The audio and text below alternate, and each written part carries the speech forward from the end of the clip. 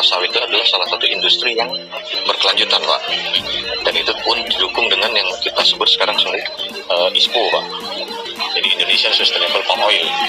Nah, jadi dari awal kita sudah mengarahkan industri kelapa sawit ini merupakan industri yang berkelanjutan.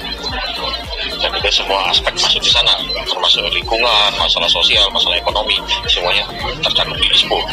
Kami pun dari Gapki Sumsel khususnya terus menyuarakan ke anggota.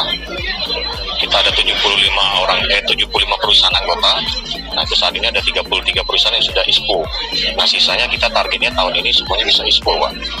Jadi istilahnya dengan kita ikut ISPO, artinya kan kita sudah sustainable semua produk yang dihasilkan oleh perusahaan-perusahaan anggota Gapki Sumsel.